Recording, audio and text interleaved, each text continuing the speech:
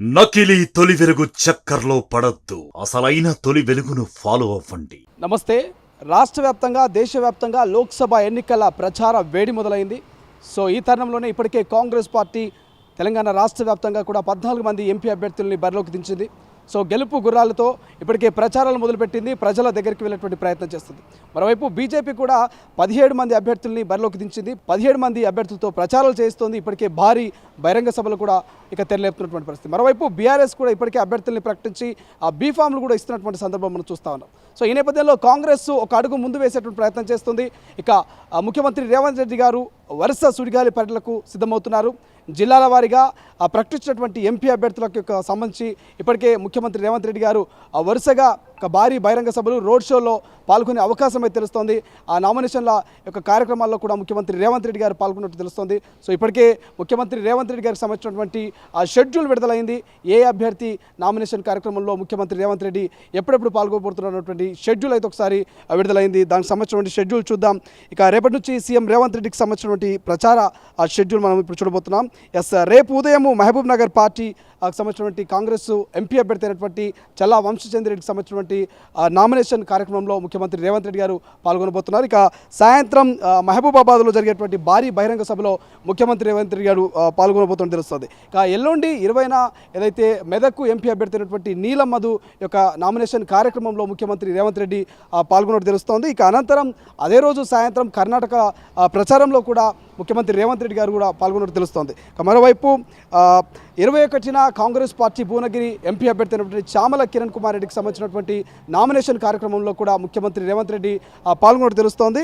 ఇక 22న ఉదయం ఆదిలాబాద్లో నిర్వహించినటువంటి సభలో సీఎం రేవంత్ పాల్గొంటున్నాడు. ఇక 23న నాగర్ కర్నూలులో జరిగేటువంటి భారీ బహిరంగ సభలో కూడా ముఖ్యమంత్రి రేవంత్ రెడ్డి పాల్గొన్నట్టు తెలుస్తోంది. మరోవైపు 24 ఉదయము జహీరాబాదు, ఇక సాయంత్రం వరంగల్లో నిర్వహించినటువంటి ఆ భారీ బహిరంగ సభలో ముఖ్యమంత్రి రేవంత్ రెడ్డి గారు అయితే ఆ యొక్క కార్యక్రమానికి అటెండ్ అవుతున్నట్టు మనకు స్పష్టంగా తెలుస్తుంది.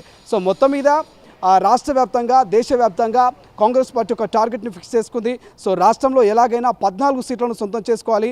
గత అసెంబ్లీ ఎన్నికల్లో ఏదైతే 64 సీట్లను సొంతం చేసుకున్నటువంటి కాంగ్రెస్ పార్టీ సో గత మెజార్టీని రిపీట్ చేసే విధంగా గతంలో వచ్చినటువంటి 64 సీట్ల యొక్క సీట్లతో అధికారంలోకి వచ్చినటువంటి కాంగ్రెస్ పార్టీ ఎలాగైనా తెలంగాణలో 14 సీట్లను సొంతం చేసుకొని ఢిల్లీలో ఉన్నటువంటి సోనియా గాంధీకి బహుమతి ఇవ్వాలంటూ కూడా గతంలో ముఖ్యమంత్రి రేవంత్ రెడ్డి చెప్తూ వచ్చారు. గతంలో ఏర్పాటు చేసినటువంటి తుక్కుగూడ సభ ద్వారా 6 గ్యారంటీల అమలు ద్వారానే రాష్ట్రంలో అధికారంలోకి వచ్చాము. సో సేమ్ సెంటిమెంట్ను రిపీట్ చేస్తూ జనజాతర పేరిట కూడా తుక్కుగూడలో భారీ బహిరంగ సభను కాంగ్రెస్ పార్టీ ఏర్పాటు చేసి ఎన్నికల శంఖారావం పూరించింది. అక్కడి నుంచి 5 న్యాయాలకు సంబంధించినటువంటి 5 హామీలను కూడా రాహుల్ గాంధీ ప్రకటించడం జరిగింది. సో ఈ నేపథ్యంలోనే కొంత రాజకీయంగా కూడా ఒక ఉత్కంఠమైనటువంటి వాతావరణం నెలకొంది. సో జనంలోకి సీఎం రేవంత్ అంటూ కూడా అక్కడ షెడ్యూల్ అయితే విడుదల చేశారు. మనం ఇప్పటిదాకా చూసినటువంటి షెడ్యూల్ను చూస్తే దాదాపు 24వ తారీఖు వరకు కూడా ముఖ్యమంత్రి రేవంత్ రెడ్డి గారు బిజీగా ఉన్నట్టు తెలుస్తోంది. సో 18 అంటే నేడు నామినేషన్ల స్వీకరణ అయితే ప్రారంభమైంది. సో రేపటి నుంచి మొదలుకుంటే ఏదైతే మహబూబ్ నగర్లో ఉన్నటువంటి కాంగ్రెస్ ఎంపీ అభ్యర్థి చల్లా వంశచంద్రెడ్డి గారి యొక్క నామినేషన్ కార్యక్రమంలో పాల్గొంటారు. అనంతరం ఇక 20వ తారీఖున మెదక్ అభ్యర్థి అయినటువంటి నీలమధు యొక్క నామినేషన్ కార్యక్రమంలో పాల్గొంటారు. అనంతరం కర్ణాటకలో కూడా ఏదైతే ఎన్నికల్లో భాగంగా ప్రచారంలో ముఖ్యమంత్రి గారు పాల్గొంటారు. ఇక 21 ప్రధానంగా భువనగిరి ఎంపీ అభ్యర్థి అయినటువంటి చామల కిరణ్ కుమార్ రెడ్డికి సంబంధించినటువంటి నామినేషన్ కార్యక్రమంలో కూడా పాల్గొన్నట్టు తెలుస్తోంది. ఇక 22, 23, 24 వరుసగా కూడా షెడ్యూల్ అంతా ఫిక్స్ చేసుకున్నారు. సో ఆదిలాబాద్ కావచ్చు, వరంగల్ కావచ్చు, జహీరాబాద్ కావచ్చు, నాగర్ కర్నూలు కావచ్చు.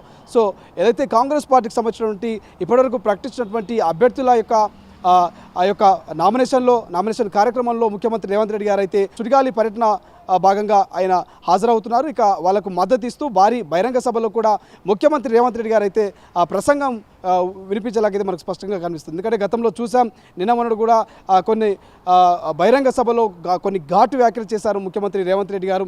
సో అధికారంలోకి రావడానికి ప్రయత్నిస్తున్నట్టు తెలుస్తోంది. ఎందుకంటే ఇప్పటికే అటు ప్రతిపక్ష పార్టీ అయినటువంటి బీఆర్ఎస్ కావచ్చు, బీజేపీ కావచ్చు వరుసగా విమర్శలు చేస్తుంది. పార్టీ అధికారంలో చాలా రోజులు ఉండదు, 1 year 1.5 year, ఆ తర్వాత కాంగ్రెస్ పార్టీ కూలిపోవచ్చు, పార్లమెంట్ ఎన్నికల తర్వాత ఏమైనా జరగవచ్చు. ఇక డబుల్ ఇంజన్ సర్కార్ కూడా ఆ రాష్ట్రంలో రావచ్చున్నటువంటి వ్యాఖ్యలకు ముఖ్యమంత్రి రేవంత్ రెడ్డి గారు అయితే ఘాటు వ్యాఖ్యలు, ఇక ఘాటు కౌంటర్లు అయితే ఇస్తున్నట్టు తెలుస్తోంది. సో మొత్తం మీద మరి గత అసెంబ్లీ ఆ యొక్క మెజార్టీ సీట్లను సో ఇప్పుడు చెప్తున్నటువంటి కాంగ్రెస్ పార్టీ 14 సీట్లను మరి నిజంగా సొంతం చేసుకుంటుందా లేదనే ఒక ఉత్కంఠ వాతావరణం అయితే నెలకొంది. సో చూద్దాం మరి వరుస సుడిగాలి పర్యటనతో మాత్రం ముఖ్యమంత్రి రేవంత్ రెడ్డి గారు అయితే బిజీగా ఉన్నట్టు తెలుస్తోంది.